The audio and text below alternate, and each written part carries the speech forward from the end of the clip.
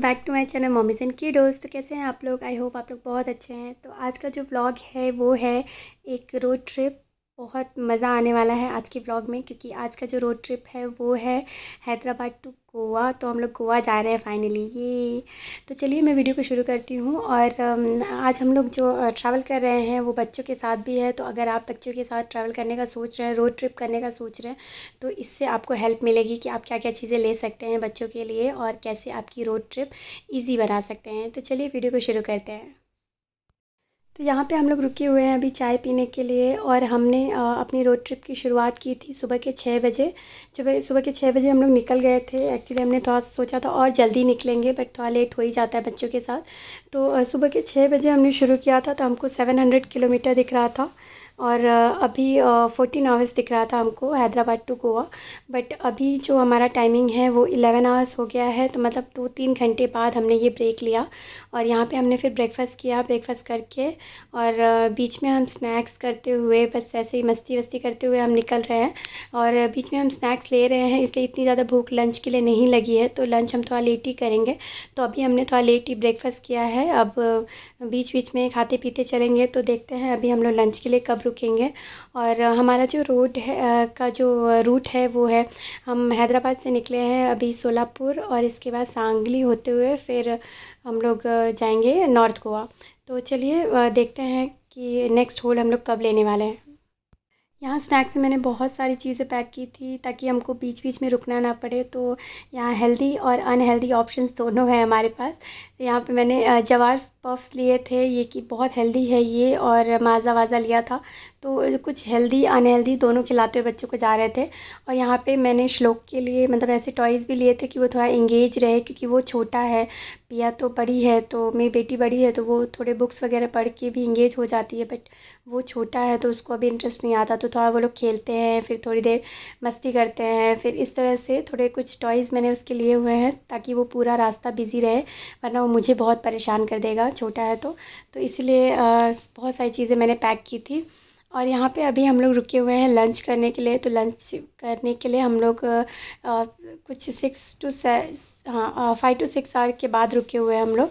तो यहाँ पे हमें भूख लगी, फिर हमने सोचा चलो लंच कर लेते हैं। तो मैंने और हस्बैंड ने तो लंच कर लिया था रुक के। और इसके बाद बच्चे तो गाड़ी में ही लंच कर रहे हैं, क्योंकि बच्चों को खाने में टाइम लगता है और इतना टाइम हम वेट नहीं कर सकते, क्योंकि अगर बहुत ज़्यादा रात हो जाएगी तो अम्बोली घाट पड़ेगा बीच में, तो वो क्रॉस करना थोड़ा डिफ़िकल्ट हो जाएगा।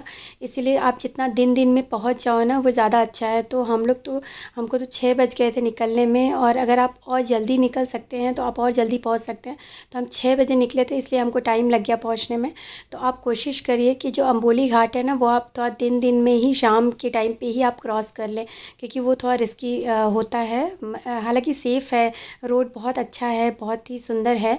बट फिर भी आप थोड़ा फॉर सेफ़ एंड साइड आप थोड़ा जल्दी निकल जाए तो बेटर होगा। तो बस यहाँ पे फिर ये पूरा अम्बोली घाट है, ये जो रास्ता है ये पूरा अम्बोली घाट है।